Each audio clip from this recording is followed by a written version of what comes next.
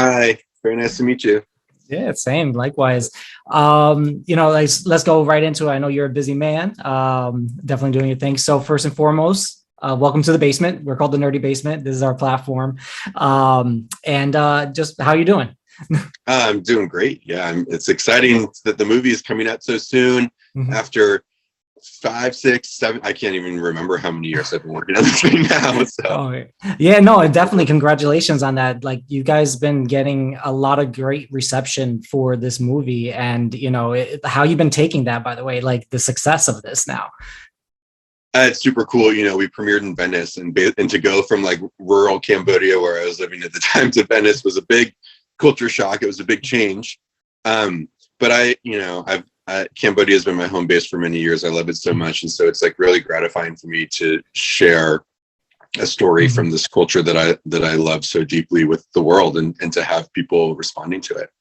Yeah, no, definitely. I definitely went into the movie without like looking for too much background, and I was delighted by it. It was a nice change of pace, and definitely with the like the film, the concept, and all that kind of stuff.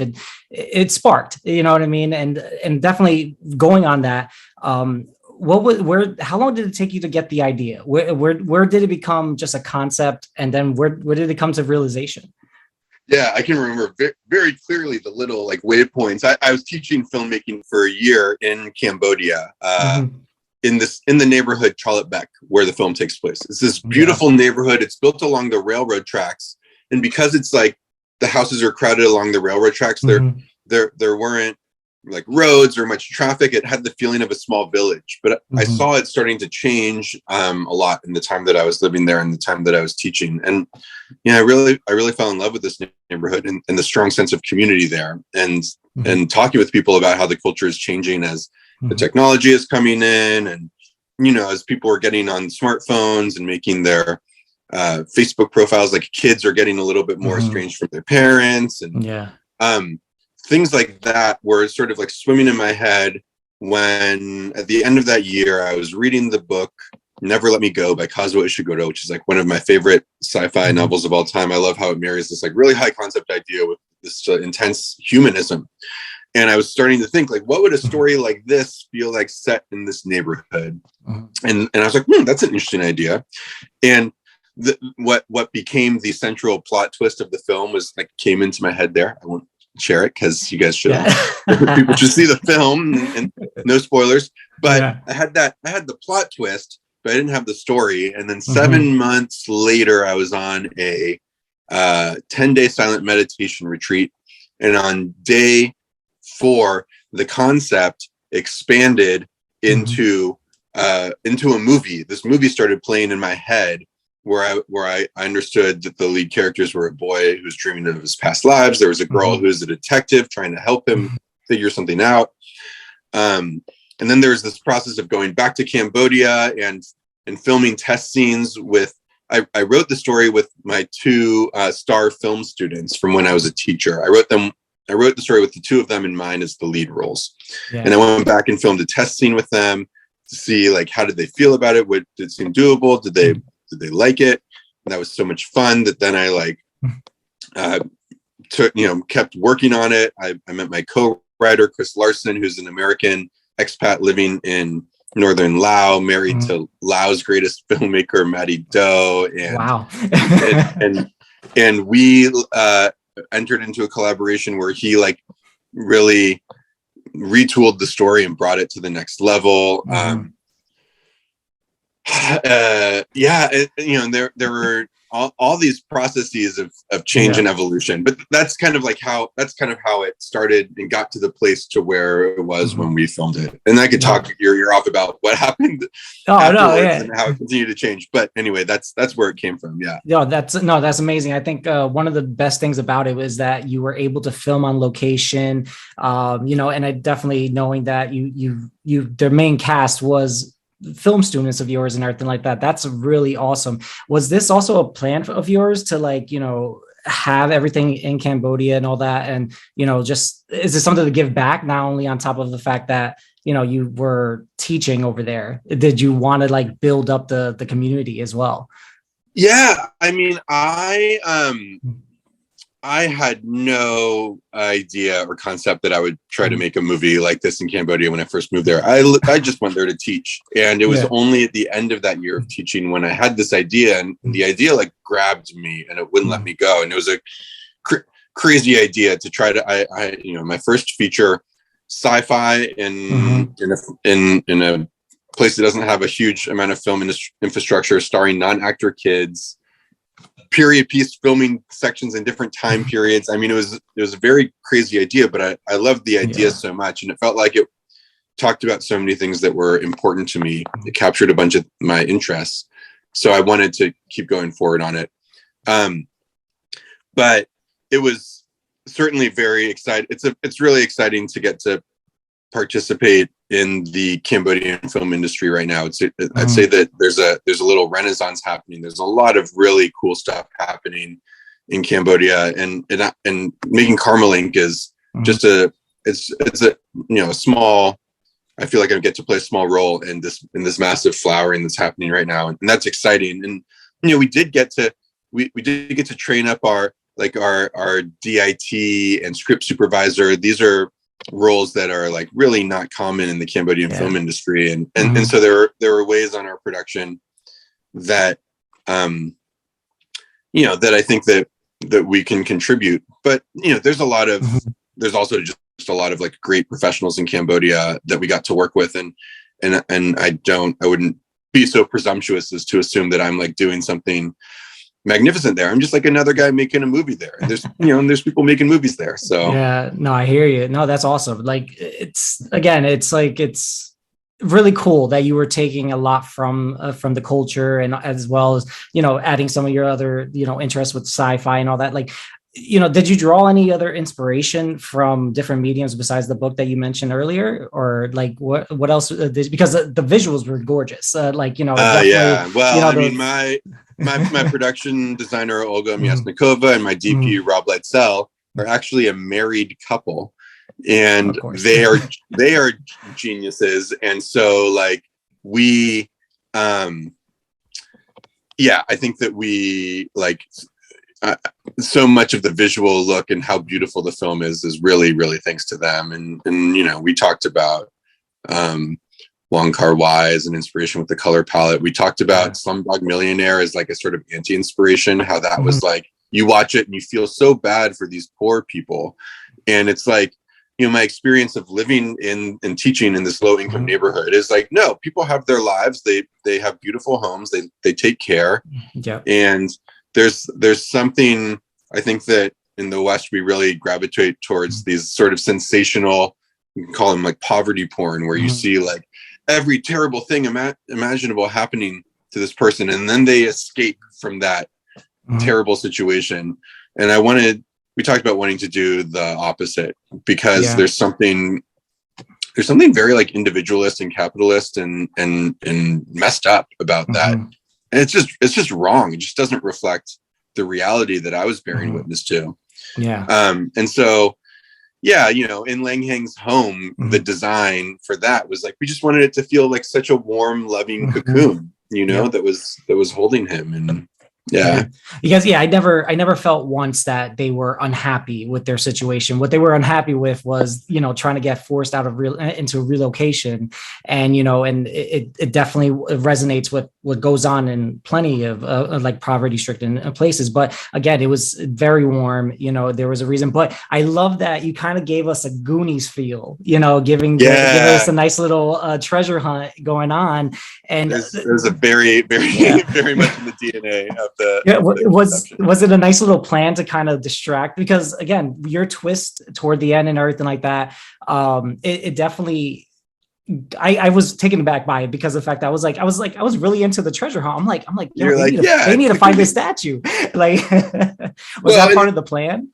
Yeah, for sure. I mean, it's like give them a little Goonies. I mean, there's nothing like the Goonies to bring you love those kids so much from the get-go. And so it's just like, I want to like have this reference so that we immediately feel this, we can feel so close to these kids. And then the idea is like, how can we subvert this kind of Goonies Hollywood ending like vibe and take it in a different direction. And ultimately the film is sort of meant to mirror in some way the increasing alienation I feel as we move into, as technology is growing. I think that it's something that I felt a lot in Cambodia, watching the culture change, but also in Silicon Valley, where I come from, is like this growing sense of alienation. It's like coming from a place of warmth and fun and connection, and then and then it starts to go off the rails a little bit. Yeah, no, I hear you. Like, so matter of fact, do you think that, do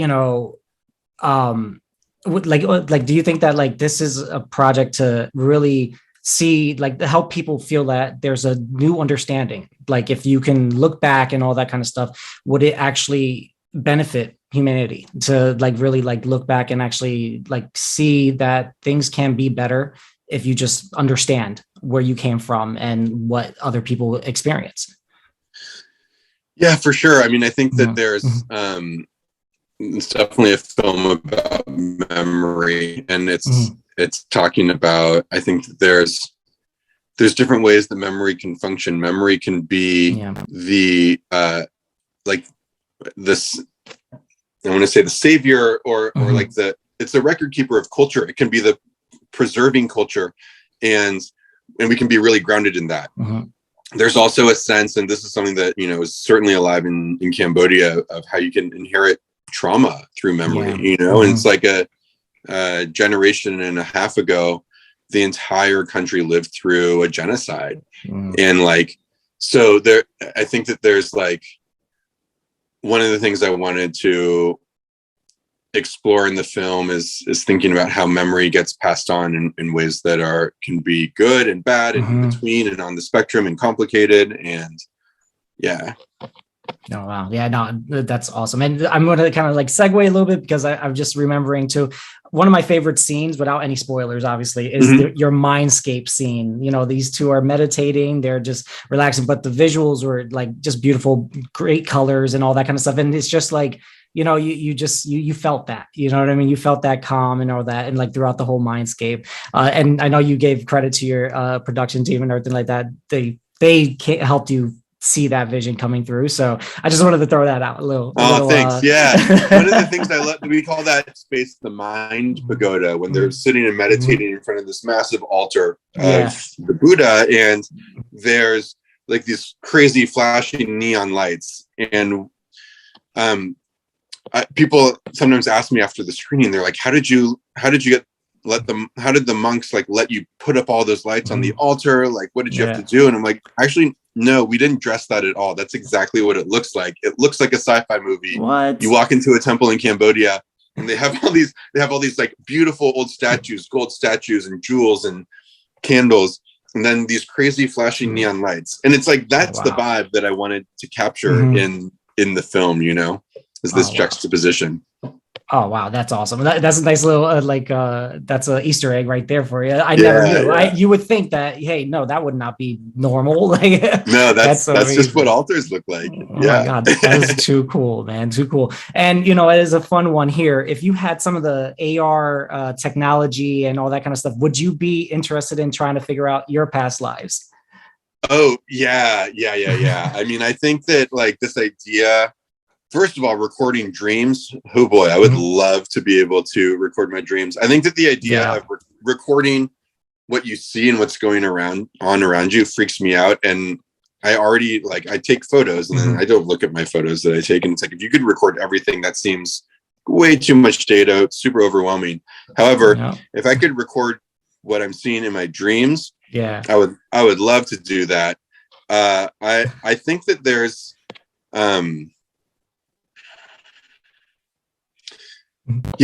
this lead character Vatanak, he's trying to record and analyze his past lives to synthesize an enlightenment algorithm.